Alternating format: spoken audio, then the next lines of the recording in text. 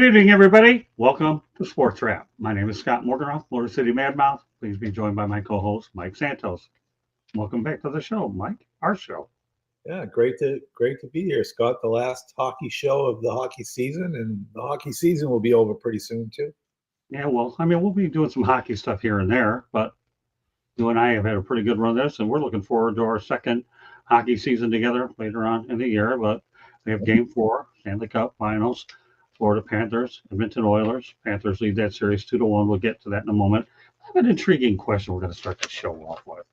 And that's this. What goalie would you trust to win the Stanley Cup? I'll give you 4 choices. Dominic Hasek, Ken Dryden, Martin Brodeur, Patrick Waugh. I'm going to go in reverse order. And they're all great choices. Well, just give me one that would stand out first, if you don't mind. Okay. The one I would choose without doubt would be Patrick Waugh. Okay, that's fair enough. I think that for a couple of reasons. Okay. First of all, he won the Stanley Cup as a rookie goaltender with the Montreal Canadiens in 1986, which was an incredible run. And I believe won the Conn Smythe Trophy that year. Yeah. Then came back in both 1989, 1988, and 89. Back-to-back years, I believe, went to the finals, losing to Calgary in 89. Had another run and won a Stanley Cup in probably one of the greatest runs for a goaltender I've ever seen in Stanley Cup playoffs when they beat Gretzky and the LA Kings in the Stanley Cup Finals. That was 93. And then had a unceremonious exit from Montreal when he got into a fight after not being pulled and so giving up 7, I believe, goals.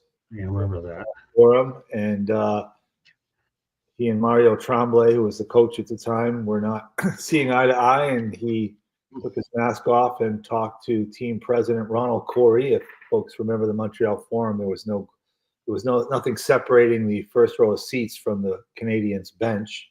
So he had a discussion with Mr. Corey and told him that was the last time he was going to play for the Montreal Canadiens. Pierre Lacroix acquired him with the Colorado Avalanche, and then he went to Colorado and won cups again. So he just was, I don't think there's any doubt he's the best playoff and Stanley Cup goaltender of all time. He did it with 2 different organizations. He did it his rookie year of his career. He did it in the middle of his career. He did it near the end of his career. So he'd be my choice of those 4. And they're all great, but I don't think anybody compares to Patrick. I also can never forget back-to-back overtime wins in LA in games 3 and 4, in which there was a classic ESPN cut where he made an unbelievable stop. I don't remember who it was on. And then you could see through his mask, he was just winking at the opposing players. He was just phenomenal. J.D. Wyatt, 2-1 Panthers so far. I'll tell you what. And thanks for being on, Cybrewski, as well as Royally Quacked. It was a tough question. That's why we led off with it. I can't get Ken Dryden out of my mind. I just can't do it. It was a short career. Certainly did well after. I have to go Ken Dryden. I don't know why. I just have to. Won a lot of Stanley Cups, a short period of time, got in the Hall of Fame pretty quick. But you know what? We're still with the Montreal Canadiens. Of course, you had the Avalanche. And a lot of people in Detroit will never forget Raw for the 2 goaltender fights he got in. And that ended a pretty good rivalry with Detroit and Colorado. I mean, Ken Dryden, another guy that came out of Cornell and won a Stanley Cup right away. Obviously, for his era, was a big goaltender in size. Right. Played in maybe the greatest, probably the second greatest run that Canadian teams have had. I mean, they were just loaded with talent. Took a break during that time as well, though, to go back to law school. Right. And again, just had a short career. I mean, could he have been, I think, at the level of Patrick Roy? Yeah, but I just don't think, for whatever reasons, mostly I guess he wanted to be a scholar as much as a hockey player. Just didn't have the longevity. It's just amazing. It's amazing when this question was presented to me, and these are the four choices. These are the only four choices, by the way, that were given. I had to go. Dryden was my first gut, and I'm glad I went with Patrick Waugh, though, because listen, there's a reason why these four are in the same question, because it's one of those things where you're taking the state exam. Are there really any wrong answers with this particular? Because they've all won Stanley Cups.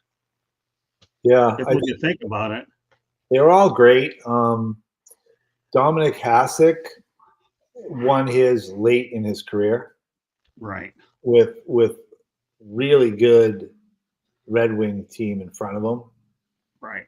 The other three won the Stanley Cup very early in their career. Marty Brodeur, I believe his rookie season was when he lost to the Rangers in overtime, 7, and the Rangers went on to win the Cup. That was 94.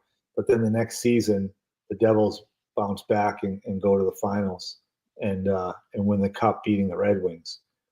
So I mean, he was great. Again, if there's one thing that I think differentiates Patrick above all of the other three, is the fact that he did it with two different organizations. Well, it's impressive. There's no question about it. He walked away from one, became a legend. The other, I don't know. Let me ask you: did they ever retire Waugh's number with Montreal, though? I don't believe so. Right? Yeah, I didn't think so. I don't remember that happening. I didn't think so either. Really interesting, though, that they didn't. Maybe now that years have passed, there's water under the bridge, but it wasn't. Well, if that's the case, then in Detroit they better retire Sergei Fedorov, because it's probably they both left unceremoniously. Good way to start off the show, though. All right, well, I told you, Mike, we're going to make this interesting. I knew this first question was going to be the most interesting. That's why I let off with it. And for that matter, that's why we titled it the same thing. Yes, JD Wyatt, make sure to hit like and subscribe and chat. And we appreciate this guy here, JD Wyatt, Mike, is becoming a real big superstar in our program. And one of the days are going to get you on with this guy. In fact, we got a lot of guys in our system that have really done well. Royally Clack might come on maybe later this summer. You know, we're all taking a breather. Well, I'll bring him in there, get some West Coast love and all that. But anyway, have a lot to get to. Peter DeBoer, goaltenders. He was criticized for his handling of star goaltender Jake Ittinger. What are your thoughts about how that one turned out? As a coach, I had a chance to work with Peter for one season. As a coach, he's fantastic. I think that this was a case, and we may have talked about this before. His personality, unfortunately, gets in the way of how good of a coach he is. Okay. And I don't mean that in that he's a bad person, because he's not. He puts a lot of pressure, I believe, on himself, and in turn, it turns into pressure among his players. I don't know of any other coaches that he's worked with, especially coaches that have been assistants for him, that have anything bad to say about him. He's a great tactician. He's a real good hockey guy. Understands the game, teaches it well, good practices. I mean, he's a great all-around coach. He's not a warm and fuzzy guy. Okay. Not a guy that you're gonna have a laugh or two with.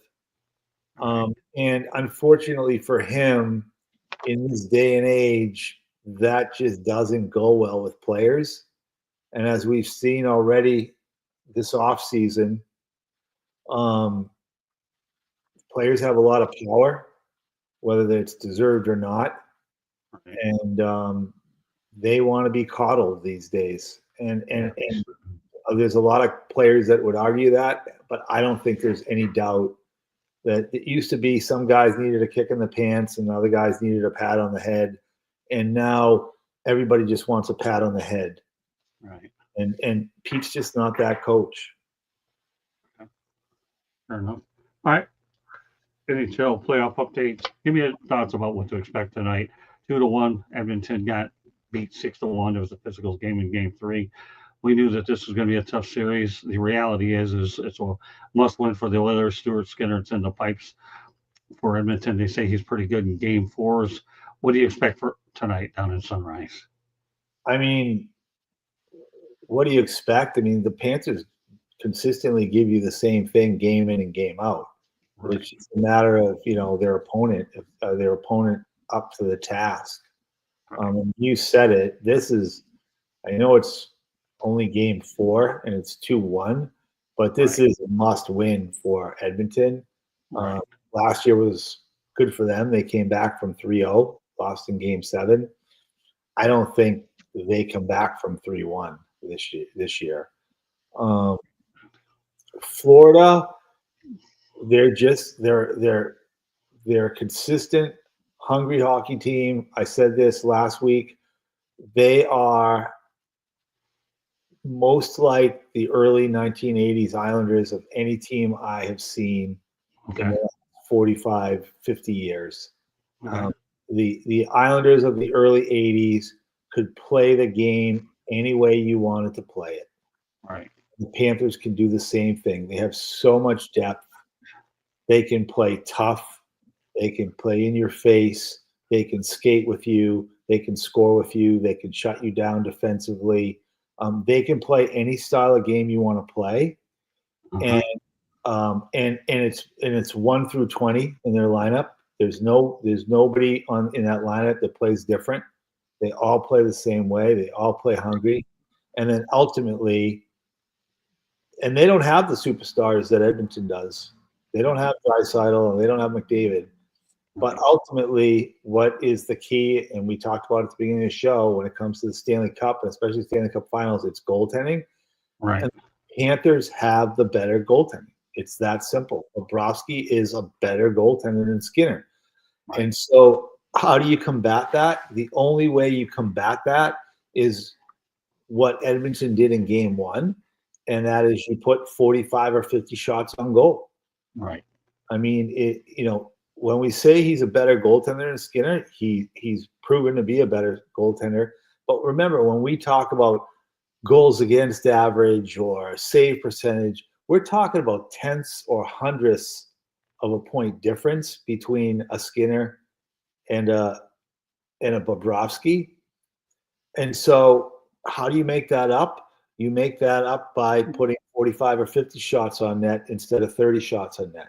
And maybe that extra 15 or 20 shots that you get in a game turns into one more goal. That's what they've got to do.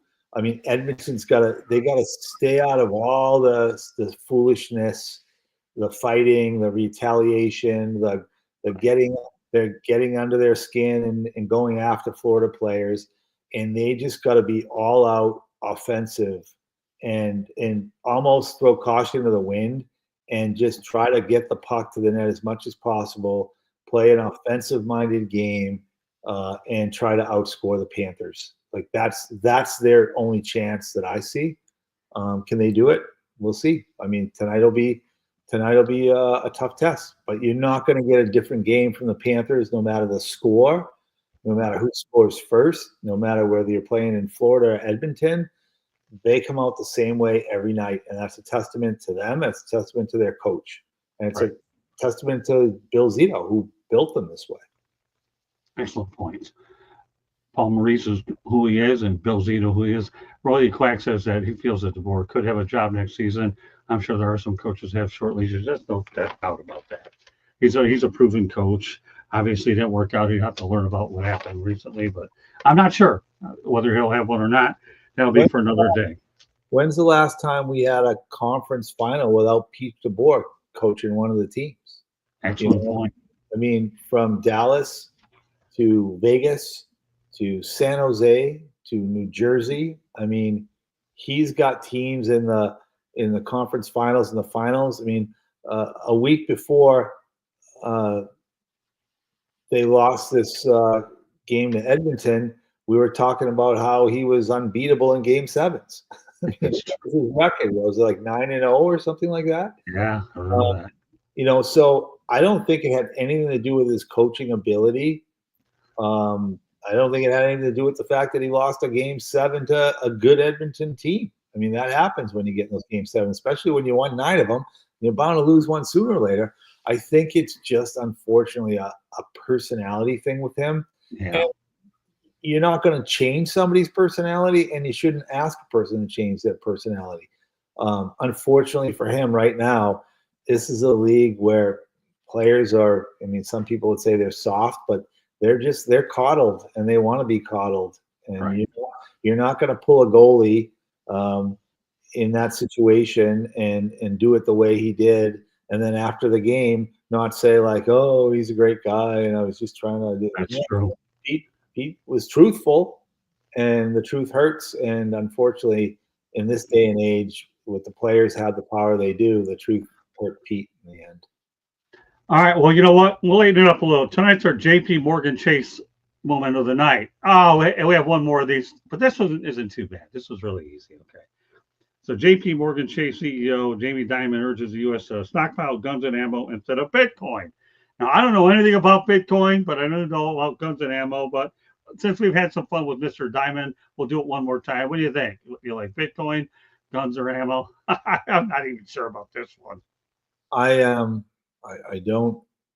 invest in Bitcoin. I Okay. don't understand it. I don't know if it's good or bad. Right. But anytime my choice is Bitcoin or anything and guns and ammo, I'll take the anything or the Bitcoin. So Right. I don't know this guy from J.P. Morgan Chase, but I don't know that I care to know him. No problem. That's fair. Okay. Just put it out there. We've been consistent with this time. We'll give him one last plug, and we'll leave it at that. Okay. Now, we're not leaving the Pittsburgh Penguins alone, though, because they did name Dan Muse as a new coach. You like to hire? No, and I don't think Sidney Crosby's going to like it either. Okay. I don't know him personally. I know a little bit of him. He's a Massachusetts guy like myself, so I know a little bit about his background. I also know a little bit about him because he was an assistant coach for a short time in Nashville. Right. And I still have close relationships with the people in that organization. Another guy that's got a quirky personality. I don't think that he's the type of guy or has the type of experience that Sidney Crosby wants behind the bench at this point in his career. And so, do I like the hire? No. That's no reflection on him. I just don't think if you've got Sidney Crosby in the twilight of his career, I don't think this is the guy he wants behind the bench. And I just saw last evening and then again today that there's rumors that Mario Lemieux and Ron Burkle are looking to partner up again and purchase the Penguins and get them back from Fenway Sports Group, which probably would be a welcome thing for the people of Pittsburgh and Penguins fans. I wish we had Pensman on tonight. I'd like to get his opinion on this stuff, but I think that would be terrific.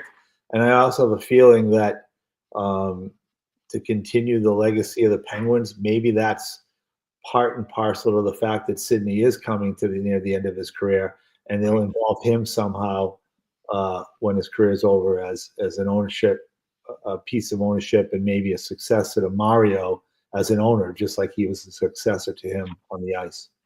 Yeah, I heard that too. I'm glad you brought it up. Thanks. But I agree with you. Sidney Crosby could have gotten a little better head coach than he ended up getting. I'll really be curious to see how this plays out. So get this, Mike. It only took 1,117 games for Wayne Gretzky to surpass Gordie Howe's NHL record of 801. It took 1,310 games for Alex Ovechkin to pass the record of 801. What are your thoughts about those numbers? How many was it for Gretzky? It took him 1-1-1-7, 11-17 to pass Gordie Howe's NHL goals record of 801, and it took Ovechkin 1,310 to pass Howe's 801. I guess that shows you how great a player Wayne Gretzky was. Doesn't it? Because let's not forget, although they ended up with the same number of goals, at least at this point, and Gretzky did it in about 200 games less, we don't even want to go there when it comes to assists, right.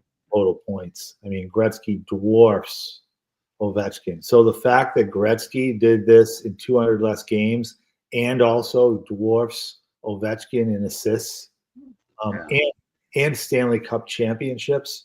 Right.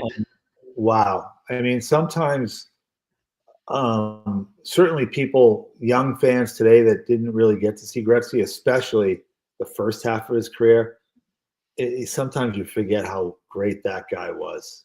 He really was. I mean, growing up in Boston, I always, Bobby Orr. And to this day, regardless, I would tell somebody that Bobby Orr is the greatest hockey player of all time. But man, Wayne Gretzky, pretty tough to argue with that. All right, so Kane, no, you didn't come in too late. Glad that you're here. Kane Sisk is a guy you'll hear a lot more. He's been coming in our chat room lately. We've got a few topics in, but we have plenty more hockey to talk about. Kane, glad to have you in here. And Kane Sisk, this is Mike Santos. And Brian Pettit, thanks for being in here as well. Yes, indeed, we have a lot to get to. So the notable Mike 2025 free agents with their current salaries, which players will stay with their team. And I'm going to break them down by player as well as salaries and just give you the best bets that you have for each one. Jamie Benn of the Stars gets $9.5 million. Dmitry Orlov of the Canes is $7.8 million. Aaron Ekblad of the Panthers $7.5 million. Ivan Provorov of the Columbus $6.8 million. Brock Bozer of the Canucks $6.7 million. Claude Giroux of the Senators $6.5 million. Brock Nelson, Colorado $6 million. Neil Pinnock of the Jets gets $5.9 million. Sam Bennett of the Panthers gets $4.4 million. Patrick Kane of the Red Wings $4.0 million. If you can't keep track of it, feel free to re-listen to this broadcast here on YouTube. So of these ones, which ones do you think will actually end up staying with their teams? I think Ben will stay with the Stars for significantly less money, for sure. I think he's been his whole career there, been a fixture there. He's made plenty of money. I don't think he wants to go anywhere. I think he wants to be there if or when they win a Stanley Cup, and they're close. So I think he'll stay put for much less money. I think Bennett will stay with the Panthers. Okay. I really do. I think that, again, when you make a certain level of money, if you're really in it for the right reasons, and I think he is, which is to have chances to win Stanley Cups, to create a legacy, both for the team and for yourself, and that he can make up some of that lost money that he might get elsewhere, say in like Toronto. Everybody thinks he's going to go to Toronto. He can make that up in places like Florida, especially with no state income tax. Right. There's something to be said for living in a nice weather like this, especially during the hockey season. It does a lot to help your aching bones. So I think Bennett will stay. That being said, I think Bennett will stay, and partly at the expense of Aaron Ekblad. I don't think he'll be back. I think that was one reason why. That, along with his suspension for PEDs at the end of the season, I think those were reasons why Florida went out and got Jones. Bill Zito obviously knew Jones well because he was in Columbus early in his career when Bill Zito was the assistant GM there. So I think getting Seth Jones, although he's only, 1 year difference in age from Ekblad, actually 1 year older, I believe. Yeah. I think that's the replacement for Ekblad. A lot less wear and tear on his body. I think Patrick Kane is finally going to call it quits. Oh, yeah. I really do. I mean, he's taken less money the last few years, so he's not about the money. But I think finally he doesn't need to chase Stanley Cups. I don't think he needs to play anymore for his legacy. I think that he'll probably call it quits. Giroux, I think it's time for him to call it quits too. He certainly isn't going to get near the money that he's been making recently. I think Ottawa needs to move on from him. Mm-hmm. They've got a good young team. You know, Right. they had a great run this year. And I think they'll continue to make strides, but they're going to continue to make strides, you know, with younger players. And they've got a bigger fish to take care of, and that's Brady Tkachuk, both from the standpoint of financially in the future, but more so making him happy and want to stay in Ottawa. It's not going to be easy for Brady Tkachuk to watch his brother go from a place like Calgary in Canada to Florida and now have this kind of success.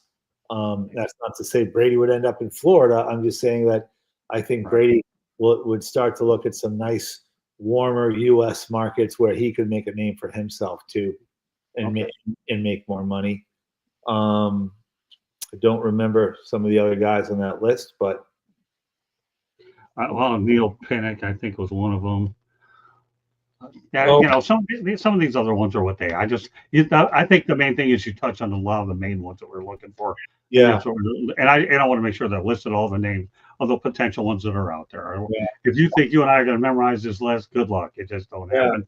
But the main thing is we did address a lot of the key ones. I mean, another guy that I do think will stay with his team next year, and I think they need him, at least right now, and that's John Tavares in Toronto. Okay, that's one of the names we mentioned. I mean, he's a selfless guy. He's not as good a player as he was earlier in his career, but he's still a darn good guy, a good player. And Toronto, you know, they very well will lose Mitch Marner. And their biggest problem is leadership. He's not the perfect leader, but right now, until they get somebody else, he's the best they got as a leader. And so I think they've got to find a way to keep him there. He's a Toronto boy. I don't think he's looking for, you know, for more money. I think he's willing to take less money to stay there and hopefully be there when they can, you know, get over the top. That sounds good. All right, so I'll make this one a little easier for you. Well, you talked about the Leafs, so let's continue on with that one. Okay. Mitch Marner, 81 games played, 27 goals, 75 assists. John Tavares, 75 games played, 38 goals, 36 assists. Max Pacioretty is another guy for the Leafs, 5 goals, 8 assists. And Steve Lorenz, 800. So those are the free agents ones that you're talking about. So that more or less, to me, summarize. Which one of those do you think would you say will probably stick? I think Tavares would stay, and I think they'll try to keep Pacioretty. I think those two will stay. I think the other two are gone. I think Marner would like to go to Florida. I don't know that Florida is going to spend their money on him, especially if they can keep Bennett. Right. I mean, he's a highly skilled player. I just don't know if he brings the grit to play in Florida's system or style. So I think Florida will spend their money in other places. But I don't think he'll be back with the Leafs. I think he'll be gone. Okay, that's fair enough. All right, so with that said, yeah, I was kind of curious about where you thought the Leafs were end up being on this whole thing, and you definitely answered it in a way that I thought you would. So now with that said, okay, the fewest games to 400 NHL goals among the active players, pretty impressive list, by the way.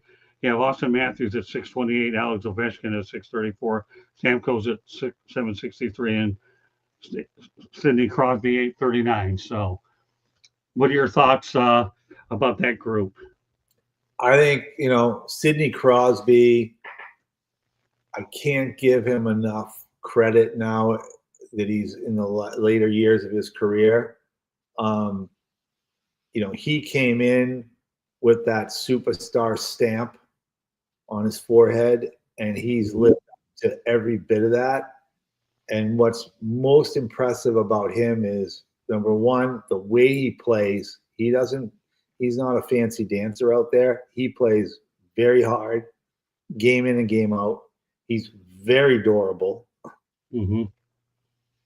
And he brings leadership.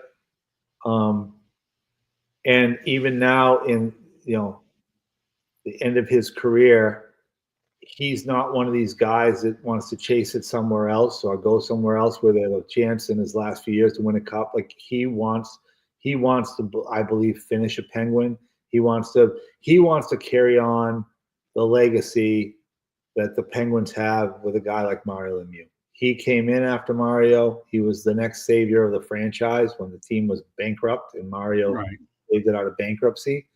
And I think he wants to be just like Mario. I don't know if people remember this, but when he was 18 and he was drafted by the Penguins, #1 overall, the first year in the league, he lived in Mario's house. And I think that he still respects the fact that Mario saved that organization twice.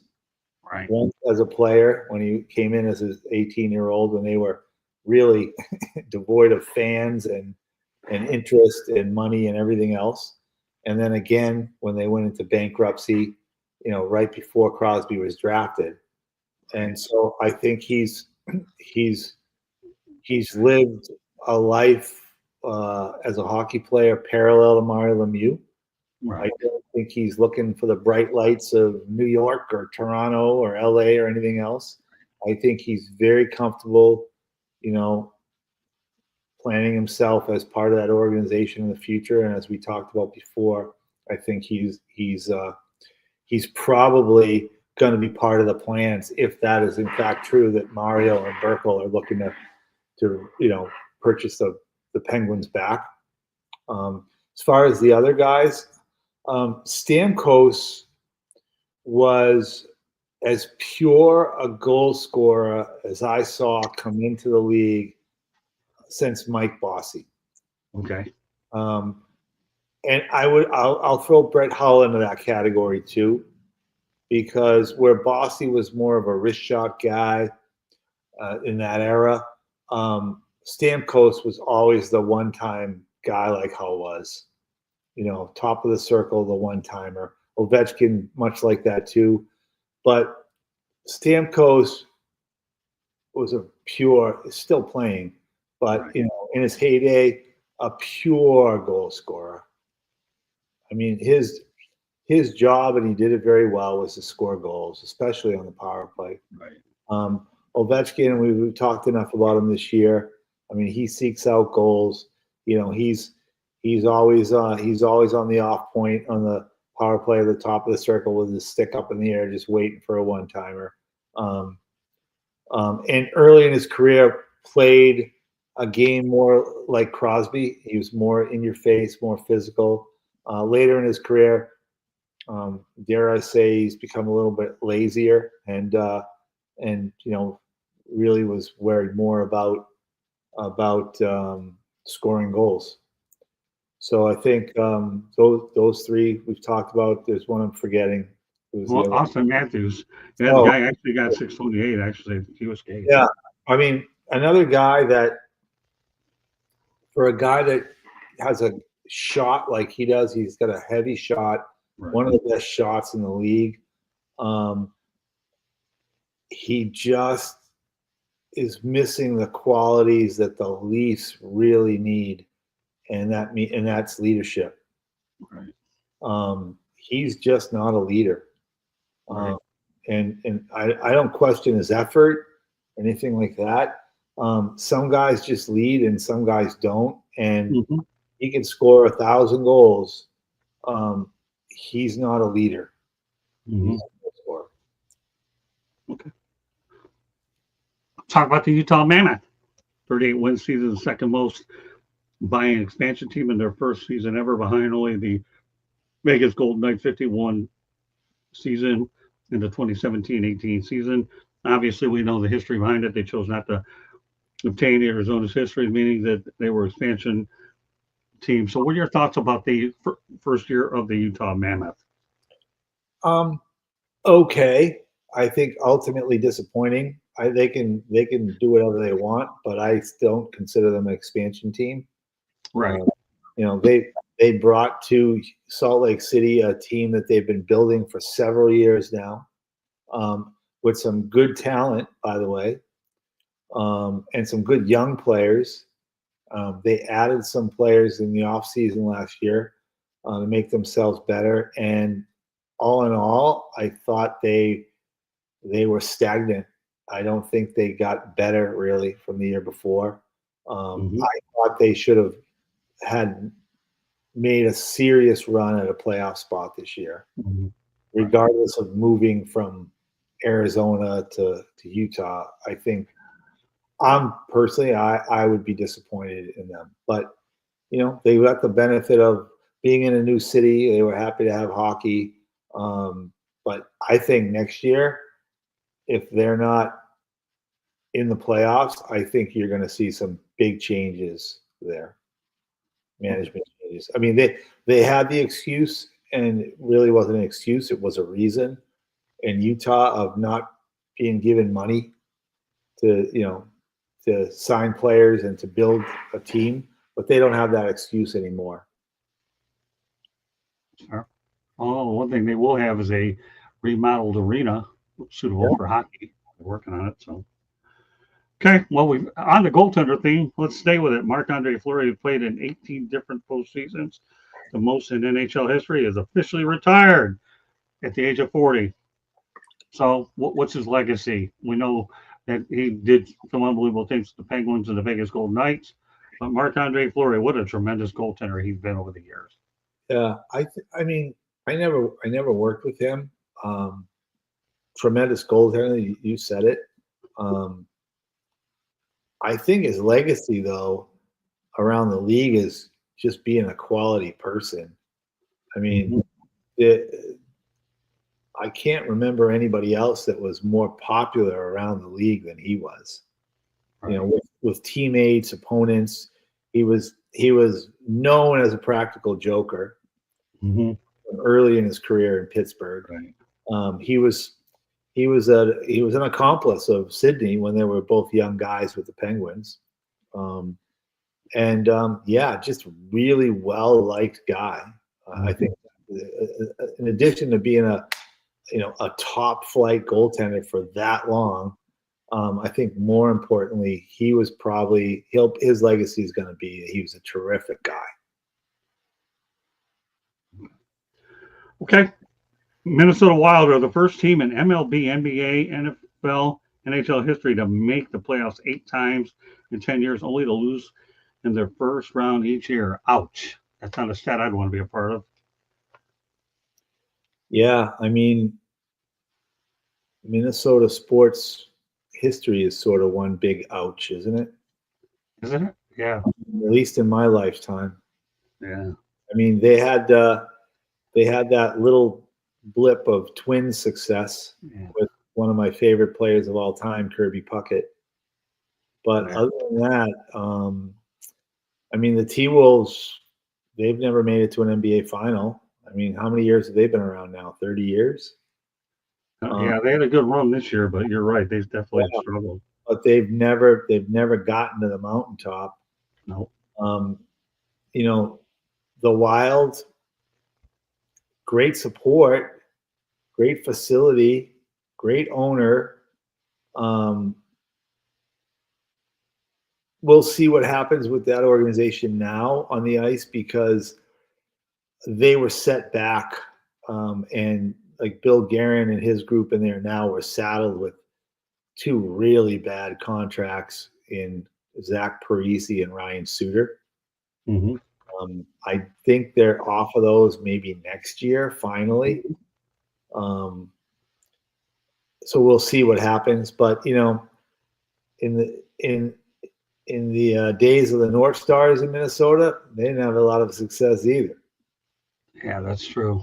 They had an appearance against Pittsburgh where they ran into Mario Lemieux, who won his first cup.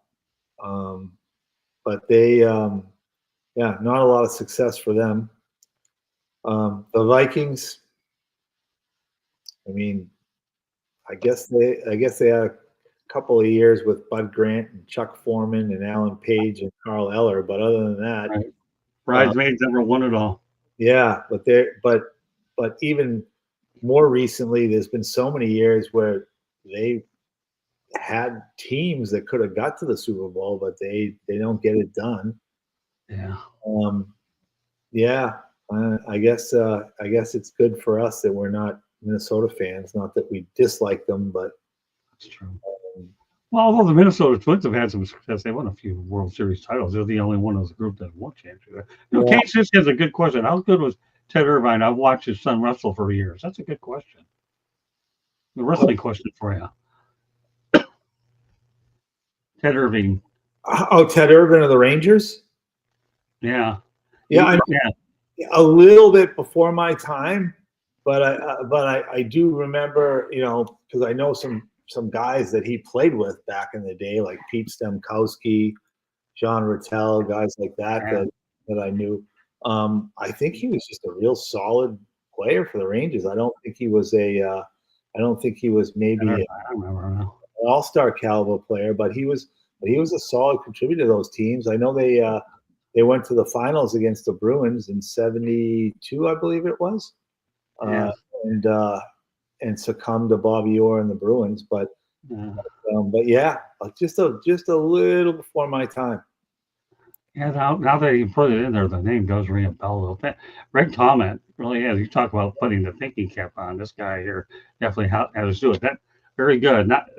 That's what we really know, Mike, and we're pretty close to the same age. That we have some pretty good hockey people in this room. I mean, we really do have a good hockey room. But that said, we're going to go to a station break, Candy. Go ahead real quick. And we have a few more topics to get to. Mike Santos, Scott Morganroth, Mike Santos here on Sports Wrap. Glad to have you with us tonight. Fire up is afterwards. Go ahead, Candy. South Florida Tribune Publishing Company published a book, Lessons from the Microphone, Tuning into the Enduring Wisdom of Visionary Leaders. It is written by your host, Scott, the Motor City Madmouth Morganroth. Talks about his 40-plus years in the media business and how it has evolved.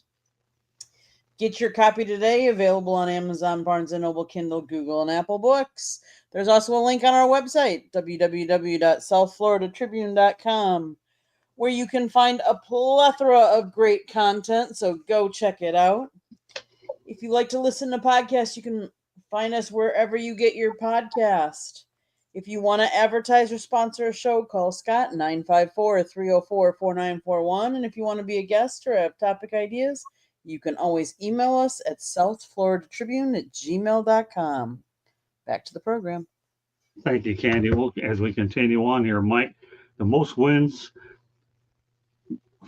for a Game 7 by a skater. Let's talk about the list. Glenn Anderson, Ray Bork, Carl Hasling, Ryan McDonough, Joe Pavelski, Brad Richards, Justin Williams, Brad Marchand. Pretty good list for guys that are money players, aren't they?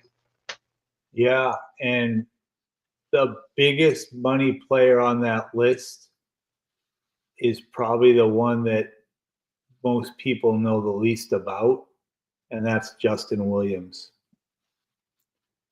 He scored more playoff overtime goals, and especially big goals in clinching games like Game 7s than any other player that I ever remember. I don't know if he's got the record. I just had that record. He probably does. But he scored overtime goals for the Kings on their way to the Cup, the Capitals on their way to the Cup, the Hurricanes when they were on their way to the Cup. Justin Williams just did it everywhere. And, he doesn't have the name in hockey lore that the other players do. But, wow, you talk about a big game player. I can see why he won so many game sevens, because a lot of them, he was the reason why. Okay. Yeah, no, that's pretty impressive. We all know we talked about Brad Marchand for sure, but the guy you're talking about definitely is a money player as well. Let's talk about it. I have to do a little research on that, on Justin Williams. If somebody could do that for us, I'd be interested to know how many playoff game-winning goals and even overtime goals he scored, because he was a huge guy in the clutch. So, Candy, if you get a chance, Justin Williams, please do a little research. Let's talk about a trade that came down today. The New York Rangers are trading Chris Kreider and a mid-round pick to the Anaheim Ducks in exchange for Kerry Terrence and a mid-round pick. What are your thoughts about the trade? I don't know what happened in New York this year. I mean, going into the season, they were a team that a lot of people were picking to even go to the Stanley Cup Finals out of the East, maybe even unseat the Panthers. But that was one dysfunctional team. And there were issues between players and the GM. It didn't seem to be between the coach and the players. At least that wasn't what publicly. It seemed to be more of an issue with Chris Drury and the players.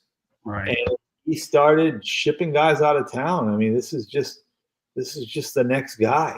But he's gonna join his former teammate out there in Anaheim,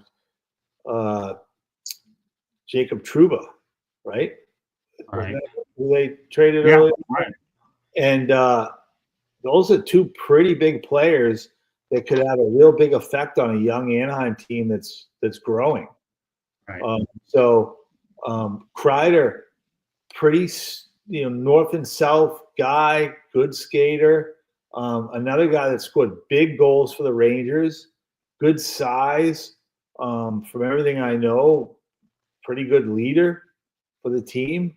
So now in 1 year, the Rangers, trade probably their best defenseman and their captain, and now this guy who is probably their next, as far as leadership, and maybe one of their best, I don't want to say best forwards at his career now, but one of their biggest contributors at forward, especially a playoff contributor to the same team. Wow, I good for Anaheim, man. I think they've got Pat Verbeek has made two good deals here to get those two guys out there to Anaheim. It's crazy. It's also crazy that guys want out of New York, but they do. All right. Well, Candy's got the research, so go ahead, Candy, put it all up there. Mike, you can look at it. Guy's pretty good. Yeah. So now you have it. He's 8-1, currently tied for the most goals. There you go. Seven. There you go. I have all your Mr. Game 7. There you have it. 8-1 record. Has the outright record for most Game 7 points with 15. There you go. I mean, he's the most clutch playoff player of our time, and most people don't even know who he is. So, Cyberuski, let me just give you some information. You know what happened to your friend a few minutes ago? If you want to stay in the same pattern, I can more than accommodate you as well. Doesn't matter if a guy's in his garage or not, leave it alone. And I can tell you right now, I have no problem with disciplinary action twice. And you're the next one anymore derogatory. I hate to do this, Mike, but there comes a point when we want to stay on topic to make sure that fire up goes in on time. And we're here to talk hockey and do it in an ethical way. Cyberuski, like I said, go to D-Lowe's and I'll tell you where he's at, not here. All right, so let's talk about most cap space available in 2020 according to Puckpedia. The Sharks at 43.92 million, the Jackets at 41.27, the Ducks 38.63 million. Obviously the Hawks have 30.97 million, the Canes 29.31 million, the Bruins 28.32 million, the Islanders 28.3 million, the Flames 27.79 million, the Leafs of all teams 26.86 million, and of course the Jets 25.69 million. So who's going to use it wisely and who's going to do what? There's a lot of cap space to go around. Yeah, I mean, obviously the cap's going up this year. Teams have cap space. There's teams, in my opinion, that aren't ready yet to win, and so I don't think they should be just spending money for the sake of spending money because they have cap space. Teams like San Jose, who they're getting better. They've got some good young players. Mm-hmm. Salvarini's a really good young player. I don't think Chicago's in a position yet where they're ready to win. I'm not one of these people that think Bedard is going to be a star. A superstar, I should say. He's going to be a good player. They got a long way to go. The Leafs will do what the Leafs always do. They think they've got money to spend, so they'll spend it. How they spend it will make the difference because they don't need necessarily to improve areas of their team other than the fact that the biggest thing they need is leadership. And it's it's gonna be tough to find the right guy for that role. Teams that will probably have to use it to make the jump, like I think Anaheim, especially after making this trade that they made today, will be able to use that to attract some players, and they should be in the playoff mix if they use it right next year. Right. I mean, they've got some good young players now. They've added some really good veterans around them. I'd like to see them get rid of some of these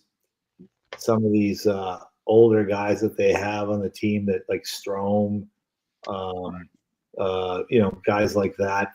Who's the defenseman that used to play in Florida a couple of years ago? I forget. He's out there now. Like those kind of guys that I think it's Radko Gudas.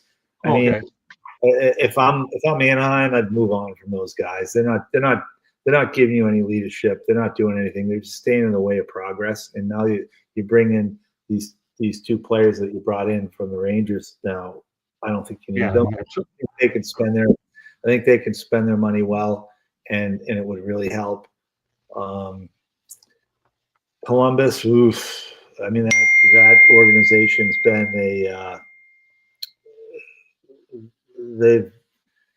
they've been a problem since year one. I don't know. I mean, maybe Don Waddell can straighten things out there, but the previous 4 GMs haven't been able to do it. So yeah, I think that the team that could spend their money wisely and get the most out of it is probably Anaheim. I'd be surprised if Pat Verbeek doesn't do that. Calgary, I'm not so sure they're in a position to do some great things. Toronto, I don't think it matters how much cap space they have. I think they specifically need leadership. And then some of those other younger teams, San Jose, Chicago, I don't think they need to spend the money right now. They're not ready. As we know, Anaheim made a coaching change when they added veteran coach Joel Quenneville. That group, we'll see how that plays out as time goes on. So with that said, Toronto isn't bringing back Brendan Shanahan as its team president. Do you like the move? And of course, Roy Leclerc says amen to that. The Ducks are making the playoffs. Well, they made a lot of changes. We'll see how that all plays out. And maybe perhaps during the summer, Roy Leclerc will have you on here as well when we do a periodic hockey show. But what are your thoughts about Brendan Shanahan and the time that he spent in Toronto? I mean, he had 10 or 11 years there in Toronto. Right. I mean, I'm not gonna blame it all on him. Right. But he was in the role where he brought in Lou Lamoriello, and Lou Lamoriello moved on, and he had brought in Kyle Dubas, and Dubas wasn't the answer. And so then he brought in Brad Treliving, and so far, in a couple of years with Brad Treliving, he hasn't been the answer yet. I mean, these sort of president positions, or some of them are president of hockey operations positions. I mean, they shouldn't be bulletproof positions. I mean, you've got a number of these guys around the league now. I mean, John Davidson had a couple of these positions with Columbus, St. Louis. I think he was a similar position with the Rangers.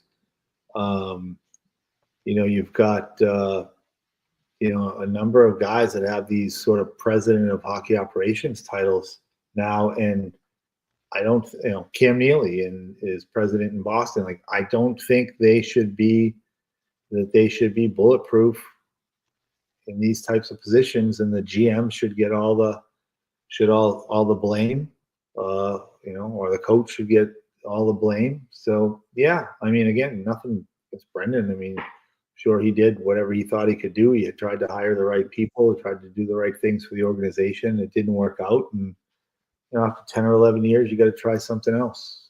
He'll do fine and land somewhere else if he wants to. I don't know that he needs to.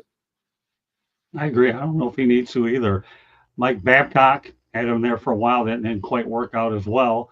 And let's not lose sight of the fact that Maple Leafs haven't won a Stanley Cup since 1967. So the pressure is mounting. And we all know that Toronto's a tough hockey market. They're demanding. They spend an awful lot of money. And that's pretty much how it plays out. So I'm with you all the way. So a few more topics I want to get to. The Blackhawks hired Jeff Blashill as head coach. And your thoughts about the move? I mean, former college coach didn't knock my socks off with the Red Wings. Nothing that tells me he's going to knock my socks off with the Blackhawks. I mean, we'll see. Never worked with him, so I don't know him personally. But it seems to be a lot of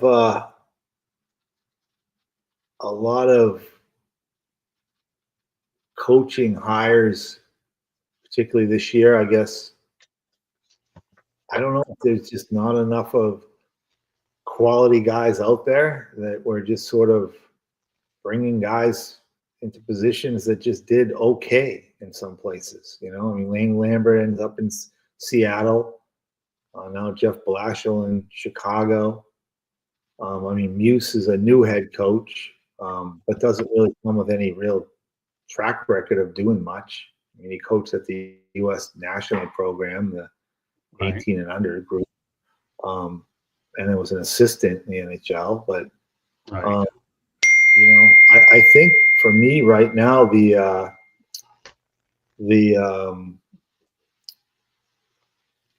best hire, I think, for coaches this summer is Boston hiring Marco Sturm. I agree with you there. I like that hire. I mean, I think he's the best coach. He's a new head coach in the NHL. He worked his way up. I think that's the best hire so far. And Jeff Blashill will be an interesting one, though. He really will, because generally speaking, in a lot of sports now, Jeff is walking into a tough situation in Chicago because they are rebuilding, but he's worked in the minor leagues. He worked with the Red Wings. He's part of rebuild. I don't want to say he's on house money, but I think he's got a little bit of flexibility there. But two of the best second hires I've seen in pro sports were, we know what Bill Belichick did, but don't lose sight of Chuck Daly. Chuck Daly came from a very bad situation in Cleveland, and we all know what he did with the Detroit Pistons for sure. So, yeah, we'll see what Blashill does. But to me, the situation he's coming into now is no different than what he came into in Detroit. That's true. Two more things I want to get to. You're doing a great job, Mike. We're on a really good pace to keep this thing around an hour and 5 minutes or so. I want to let everybody know that Sports Wrap is presented by Hockey Operations LLC. Mike is the official sponsor of Sports Wrap. Glad to have him on, and we're looking forward to having him when hockey season starts a little bit later in the year. We've had a lot of fun. I don't think there's a better person that I trust talking about the sport than Mike, since he's been in the office of three places. Why don't you let everybody know the three places you've worked in the office and the commissioner, and we have two more topics I want to get to. Yeah, I mean, I was fortunate to have a really good background. I mean, I worked as an executive for the New York Islanders, the Florida Panthers, and the Nashville Predators. Also had the pleasure of working in the National Hockey League offices at two different times, both in New York and in Montreal. And then have experience, in the American Hockey League as a general manager with teams like San Antonio and Milwaukee. I was president of an ECHL team in Norfolk, Virginia, the Norfolk Admirals, and then a commissioner of a couple of different junior leagues, the North American Hockey League and the Eastern Hockey League. So I've been fortunate. I've got experience at all sorts of different levels, amateur and pro. So I've been exposed to a lot of really good hockey people and a lot of good hockey. So I don't know that it's anything that I've done as much as I've just been exposed to a lot of really good hockey people and a lot of good hockey. So I try to just share my experiences and what I know from the people that I've been fortunate to meet along the way. Hey, Delos, just a little FYI here, my friend. We do have monitors in studio, so we do know what's going on as well. So we provide updates when applicable. My objective with Mike and I is to get all this information out there. And if there's any pertinent updated scores, we do. Yes, we are aware that the Panthers are winning 3-0, and we do pay very attention. That's one thing that I've learned, Mike, in all my years in the media, that the things that you have to have. And back in the day when I started at WXYZ, I'll never forget when we went out there and had the ticker, you know how that was, and then you had the UPI is what we ended up having. AP, we used to rip those things out of there, and we had monitors. It was unbelievable in a little compact studio at WXYZ radio back in Detroit. We had all that stuff. It isn't quite as convenient as we end up having it these days with the internet in front of us, but there's ways that we're able to go ahead and keep things going. So very interesting stuff. Yes, for those of you that are watching, the Florida Panthers do lead the Edmonton Oilers 3-0. I believe that we are in the first intermission. A couple other topics I want to get to. The New York Islanders are hiring Matthew Darche is the general manager. He won 2 Stanley Cups at Tampa Bay as a Lightning director of hockey operations. Your thoughts about that hire? I guess much like the coaching hires this year, at least they went in a new direction with a new person. The other candidates I was hearing there were Mark Bergevin, Jarmo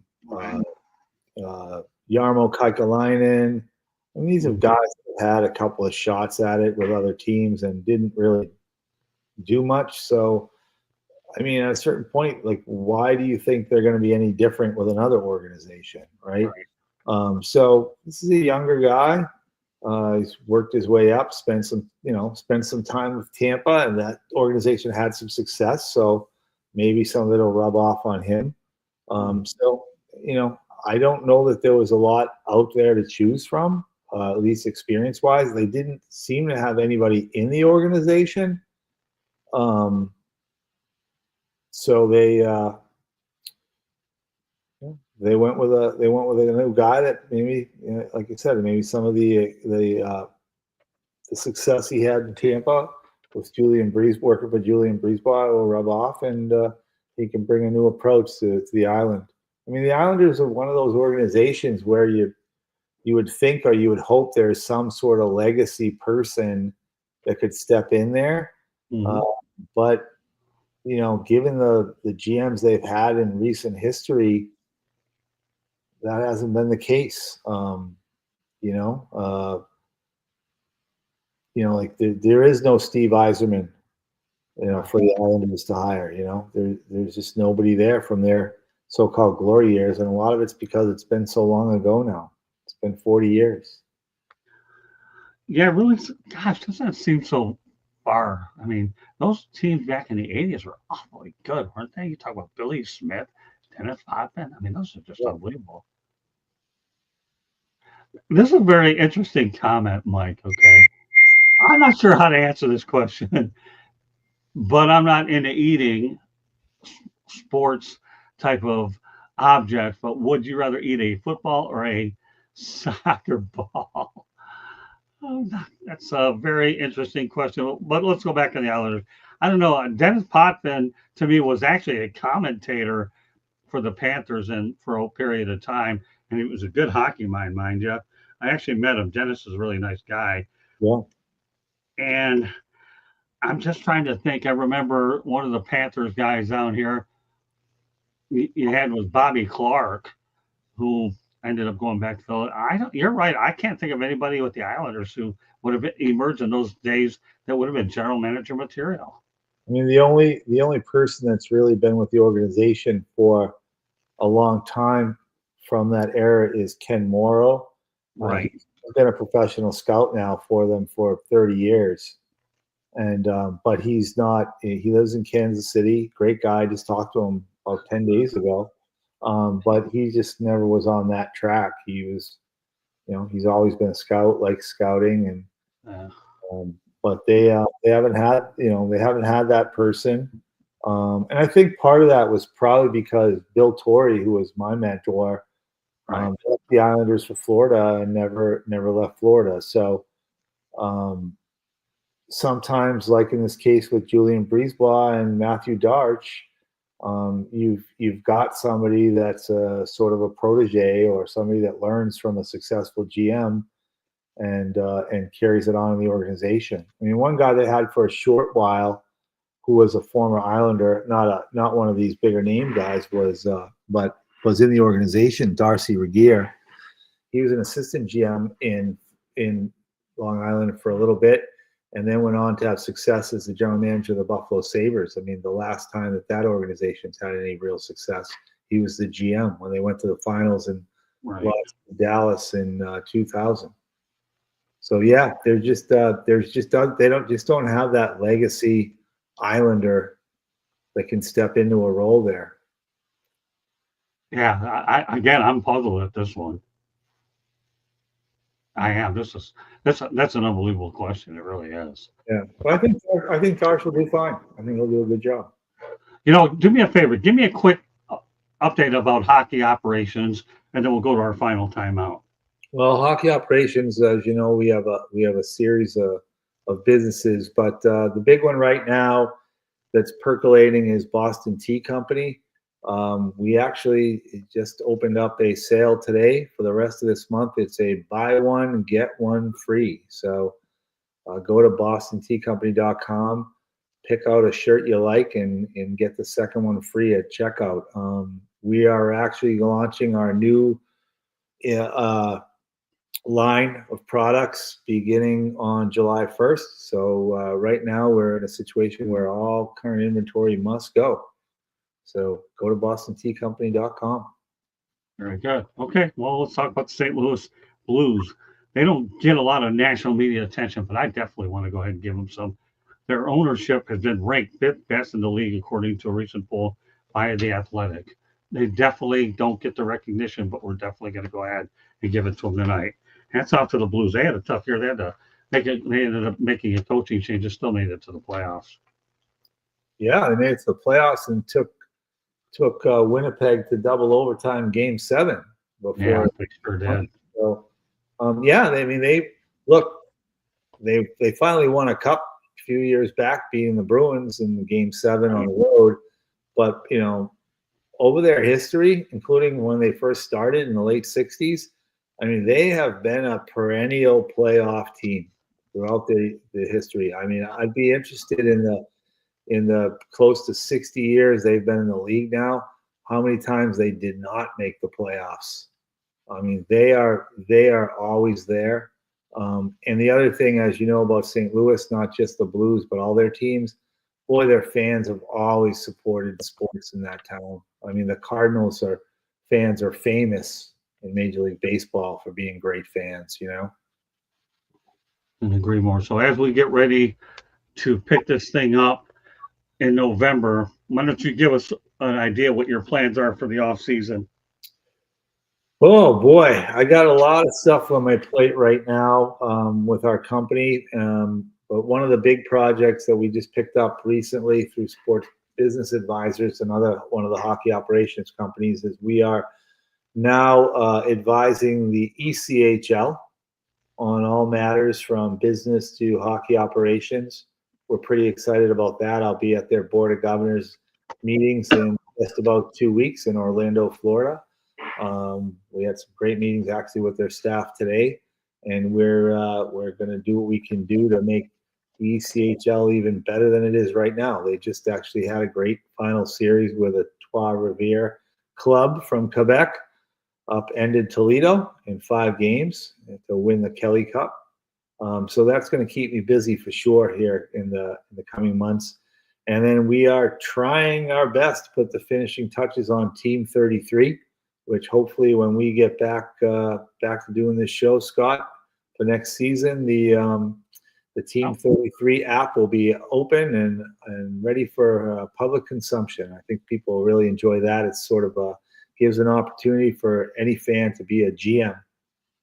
Well, what I want to do, Mike, during the off season is we will bring you on from time to time, if you don't mind, so you can give us some of these updates. We're going to text back and forth. So if you don't mind coming on once in a while, whether it's on Sports Rep or something else, you're a big part of what we do here at the network, Mike. So I realize hockey season is winding down a little bit as we speak. Candy and I are getting ready to go to Europe, and we're looking forward to having a whale of time when you think about going to Iceland, Belgium, Netherlands, Norway, and of course London, and of course, God willing, my health holds up, I'll be able to do a train next year. But you got a lot of good stuff going on, and for all you folks that want to get to know Mike Santos, well, go to the South Florida Tribune website. We have a good full-fledged bio on Mike Santos on there, and that'll give you everything you need to know about what he's doing on there. Mike Santos, everybody, is a partner of the program. He really is, and he's been a hockey analyst, and I've known Mike many, many years. And for those of you that have read my book or hope to get it, relationships are extremely important in order to be able to be successful in business. And you and I both know that. We were introduced by a guy by the name of Frank Lodato, and we've been best friends since. And it's just unbelievable how you and I could sit here and talk about hockey. I could give you all these topics, and to us, it's just like beautiful music when we're out there talking. Because our main objective here is to be objective when we're talking about things and make sure the information gets out there in a very, very professional manner. And we do the best we can to acknowledge chats, comments that are relevant to what we're doing, Mike. And I think you can appreciate the discipline that we have to do in our business to stay on track, but try to be as considerate of people that are as considerate to us. Any questions or comments, closing thoughts? You and I certainly have a lot of plans that we'll do it later in the year, but I know you have a passion for wrestling. I know you're looking to get me to come to one of those wrestling things. You're looking to do a marathon. So we're going to have you dialed in hopefully a couple times. And Stephen Reichel is looking to get you on some combat sports as well. Yeah. Okay, this was fun. It was a great season. I'm looking forward to helping out and participating next year. I don't have all the answers. I don't try to give you the answers. I just try to give you what I know. And hopefully it's interesting stuff for some folks out there. And I took up marathoning last year, and I'm full into it. I'm one of those people, unfortunately, when I can't do anything but put 100% into everything I start. So my next marathon will be Philly in November. That'll be my third one this year. So pretty exciting. I'm having a lot of fun with that right now. And my other love outside of hockey is college wrestling. So, and high school wrestling too. So I'm excited for next year's wrestling season, and I see that that Mr. Ferrari got bounced out of North Carolina, and now he's going to go to Nebraska. So every sport needs a villain, and I think he's a good villain for college wrestling. Well, we want to thank JD Wyatt and George Boris for their contributions here in the chat room. Candy, come on for another station break. Mike, you and I, obviously, when we get back from Europe, and you and I and Candy are going to go to our favorite restaurant here in Fort Lauderdale as we begin to map out season number 2. And just not only so much do that, we're just going to hang out and just like two friends would normally do, just plan out and have a good time and do stuff. And the other stuff will take care of itself. So once we get back from Europe and we get through a Detroit trip, by the way, my nephew Brock is going to be getting married as well when we get back. So an early congratulations to Brock, and I'm sure I'll be mentioning again. But Mike, we know what our favorite restaurant is locally. We're going to do that hopefully in the next 3 or 4 weeks, and then we'll begin to do other stuff. Taylor Phillips will be on Fire Up as well. Candy, why don't you talk about your crew tonight as well, and one final station break before we call it a night. South Florida Tribune Publishing Company published a book, Lessons from the Microphone, Tuning into the Enduring Wisdom of Visionary Leaders. It is written by your host, Scott, the Motor City Madmouth Morganroth. Talks about 40 plus years in the media business and how it has evolved. Has pictures too. There's a picture of a young Scott with a young Muhammad Ali. You got to get the book to see it. So buy it on Amazon, Barnes & Noble, Kindle, Apple, and Google Books. There's also a link on our website, www.southfloridatribune.com, where you can buy it. And you can see a plethora of other great content. If you like to listen to podcasts, you can find us wherever you get your podcast. If you see the red subscribe button in that lower right-hand corner, oh, that means you have not yet subscribed. I don't know what you're waiting for. Do it right now. Hit it. Like us, share us with all your friends and family. Monday nights we talk baseball. Tuesday nights we talk football. Wednesday nights on Sports Exchange. And Thursday nights on Fire Up. You never know what we're going to be talking about. And then on Sports Wrap we talk hockey. On the Motor City Mad Mouse show, Scott does one-on-one interviews as well. So tonight on Fire Up, it's going to be myself, JD Wyatt, Taylor Phillips, and Mike Whitaker. And we're going to be talking a little bit about Stanley Cup, a little bit about the NBA playoffs, and then we're going to be talking about some college basketball rule changes that they're installing. So tune in to find out, because there's going to be more on tap. Back to you, Scott. All right, Cyberowski, the answer to your question is no. Steve Reichel's going to be taking over. So that is a good question for those of you. Candy and I will be taking a break. I'll be stepping away. Stephen Reichel will have an opportunity to run the network as well. And also, Roy Lee Quack, just to let you know as well, he's going to probably come in once in a while over the summer. And I like to have other people come on Sports Wrap as well, just to talk a little bit about not only the sports in their area, because this is a nationwide show, by the way. It really is. We have 3 nationwide national shows. One is the Sports Exchange on Wednesday night, Sports Wrap, and of course, Fire Up as well. Fair questions out there. Mike, once again, I can't thank you enough for doing this all year. I look forward to seeing you in a few weeks when I get back home. And we can start planning for next year. And I know we'll obviously pick this thing up later in the fall when you and I return for season 2. Sound like a plan, my friend? Yeah, thanks, Scott. This has been great. It's been a lot of fun. And thanks to Candy for all the work she does, too, to make us both look, I guess, sensible. I don't want to say good, sensible. Sensible works for me. You guys are good, and you talk a good game, so you make my job easier. Thank you. Sensible works for me, Mike. All I know is this. I always felt comfortable working with you.